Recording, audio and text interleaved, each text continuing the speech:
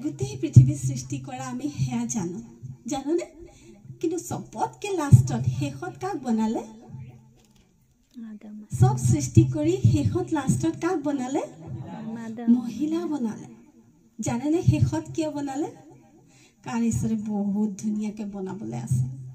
হাৰবৰি কৰিবলৈ নাছিল ইকেটা বস্তু বনাই ললে অকণ আপোনালোকে বেয়া নাপাব আৰু আমি মহিলাক বেছি ভালকৈ বনালে বুলি কৈ আছো সঁচাকৈ যেতিয়া মই বাইবেল খুলি চাওঁ বাহ মহিলাক একদম শেষৰ ফালে থলে বনাবলৈ আৰু ঈশ্বৰে বহুত ধুনীয়াকৈ বনালে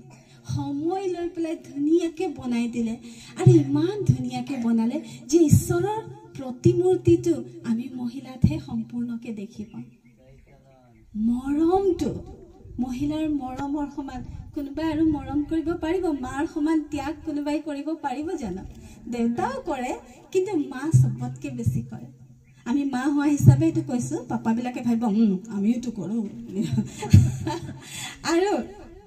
ঈশ্বৰে সেই মৰম বিলাবলৈহে আজি আমাকো সকলোকে মাতিলে যেতিয়া আমি জেনেচিছত উৎপত্তিত আমি পঢ়োঁ তেতিয়া কৈছে আদমৰ কাৰণে এজন সহায়কৰ্তা বনালে ন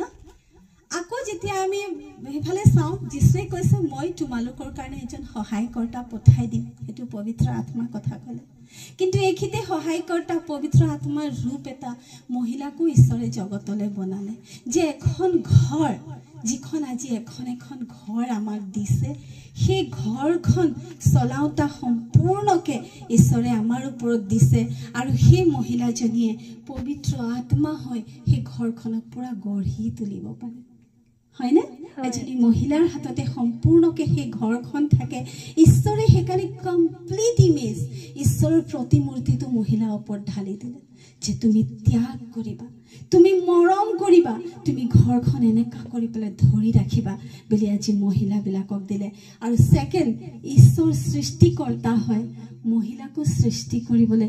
গৰ্ভৰ পৰা সন্তান জন্ম হোৱা আশীৰ্বাদ দিলে প্ৰেইজ দ্য লৰ্ড এজনী মহিলাৰ ওপৰত ঈশ্বৰে ইমান ডাঙৰ আশীৰ্বাদ দান কৰিছে যে তাই গৰ্ভৰ পৰা এটা সন্তান জন্ম দিব পাৰে কিমান ডাঙৰ আশীৰ্বাদ ঈশ্বৰ যেনেকা মৰমিয়াল আজি মহিলাক ইমান মৰমিয়াল বনাই দিছে আৰু ক্ষমাটো আমাৰ জীৱনত সবতকৈ বেছি দিছে ন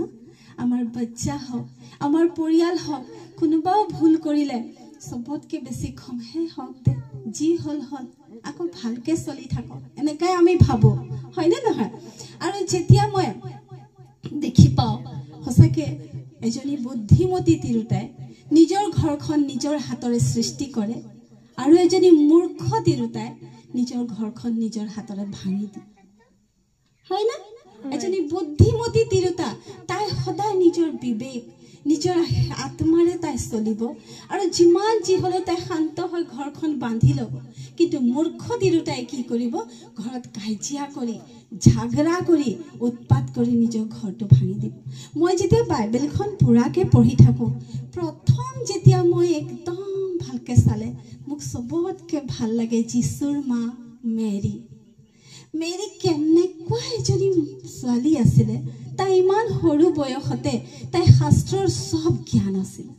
তাই বাইবেলৰ পুৰণা নিয়ম যিহেতুকে তেতিয়ালৈকে নতুন নিয়ম অহা নাছিলে তাই পুৰণা নিয়মৰ সব কথা জানিছিলে সেইকাৰণে যেতিয়া স্বৰ্গদূত তাইৰ ওচৰলৈ আহিলে তাই প্ৰথমতে থমকিলে কিন্তু স্বৰ্গদূতে যেতিয়া ক'লে পৰম পবিত্ৰজনৰ ছাঁ তোমাৰ ওপৰত আছে ঈশ্বৰৰ আত্মাৰে তুমি গৰ্ভৱতী হৈ সন্তান জন্ম দিবা মেৰিয়ে তেতিয়া একো হেৰি নকৰিলে কাৰণ তাই শাস্ত্ৰ পঢ়ি থৈছিলে আৰু তাই কৈছিলে হওক ঈশ্বৰে যি কৈছে মোৰ জীৱনত সেয়াই হওক তাইৰ মনত আছিলে যে ক'লে পৰম পবিত্ৰজনৰ ছাঁ তোমাৰ ওপৰত আহিব তেতিয়া মেৰিৰ পতককৈ মনত পৰিলে মচিয়ে যেতিয়া তম্বুৰ ভিতৰত আছিলে পৰম পবিত্ৰজনৰ ছাঁ সেই তম্বুত আহি গৈছিলে আৰু সেই তম্বুটো পুৰা এনেকুৱা তম্বুটো ঈশ্বৰৰ ছাঁৰে ঢাকি লৈছিলে তেতিয়া মেৰিয়ে জানিলে যিহেতুকে সেই তম্বুটো আজি মই হ'ব লাগিব মোৰ ভিতৰত ঈশ্বৰ থাকিব মোক ঈশ্বৰৰ ছাৰে ঢাকি লৈছে আৰু ঈশ্বৰৰ পবিত্ৰ আত্মাৰে মোৰ গৰ্ভত বাচ্চা হ'ল। Praise the lord. মেৰিয়ে যিহেতুকে সেই বাক্য পঢ়ি থৈছিলে তাই সেইকাৰণে বহুত ধুনীয়াকৈ জানিলে আৰু ক'লে হওক অবিডিয়েণ্ট, ইমান বেছি বাধ্য, ঈশ্বৰে যি ক'লে সেইটোকে মানি ল'লে। কিন্তু আমি আজি ঈশ্বৰৰ অকণমান কোৱাটো বাধ্য হ'ব নোৱাৰোঁ ন। আজি ইয়াত কৈছে নীতিবচন 31:30 কৈছে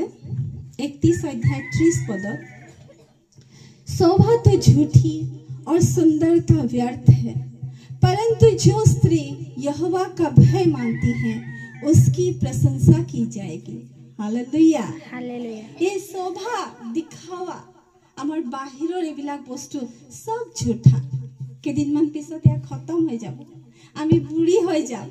আমি তেতিয়া এইবিলাক সব খন্তেকীয়া, এইবিলাক সুন্দৰতা সব झूठी আৰু ব্যৰ্থ, এইবিলাক পৃথিৱীত নোহোৱা হৈ যাব। কিন্তু সবতকৈ দৰকাৰী বস্তু এটা আমাৰ জীৱনৰ পৰা কি থাকিব? জিহুৱালৈ যি আমি ভয় কৰোঁ, সেইটোহে ঈশ্বৰলৈ ভয় কৰা মহিলাজনীহে সবৰে ওচৰতে প্ৰশংসনীয়। Praise the lord. কোনে কোনে ভাবে যে জিহুৱালৈ বহুত ভয় কৰোঁ? এবাৰ হাত উঠামচোন। ঈশ্বৰলৈ কোনে কোনে ভয় কৰে? बहुत भय लगे और बहुत मरम लगे। भय क्यों लगे?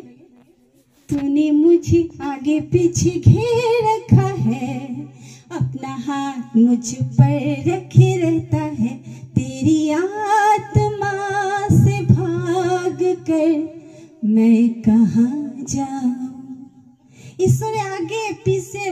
सब फाले आमाक घेरी थैसे। ईश्वर आत्मा परा पलाई पलाई जाबो पारिम जानो? कत पलाई जाओ? आकाश पे चलूं तो तू